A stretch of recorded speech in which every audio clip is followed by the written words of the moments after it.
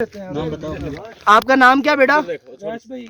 आपका नाम क्या जी? ये बेटा जो है, आप अंदाज़ा लगाएं कि गंगा चोटी टॉप पे जो सतह ज़मीन से 10,000 फीट बुलंद है, सतह समंदर से, और कश्मीर की सबसे ऊंची हाइट है। ये बच्चा चल के ऊपर आया है।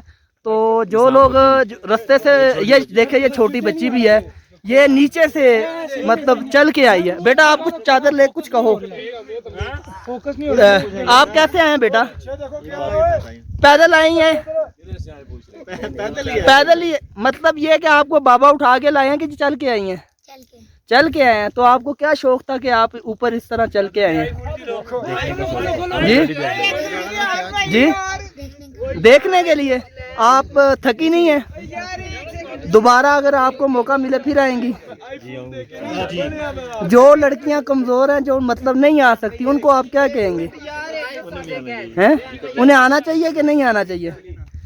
यानी आप एक बहादुर बेटी हो। ये देखें जी, ये छोटी सी बेटी है और ये गंगा चोटी टॉप पे अपने मतलब वालिद साहब के साथ जो है वो चल के ऊपर आई है।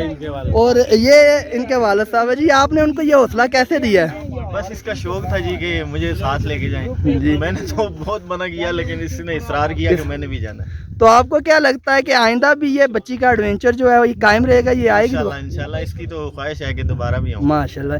ये देखें जी, ये हौसलामंद बाप हैं और उन्होंने तरबियत इस अंदाज से की है कि वो बच्ची जो है बड़े शौक और जुनून के साथ हाइकिंग करती हुई इतनी बुलंद चोटी पे आई है जहाँ पे बड़े बड़े मर्दों की, यानी हमारी तक बस हो जाती है ये बच्ची जो है। और उम्मीद है कि, मुझे लग रहा है कि ये मज़ीद मतलब उम्र जैसे जैसे बढ़ेगी, इसका ये शौक भी उसी तरह मजबूत होता जाएगा और इससे बड़ी जो चोटियां हैं वो ये बेटी सर करेगी।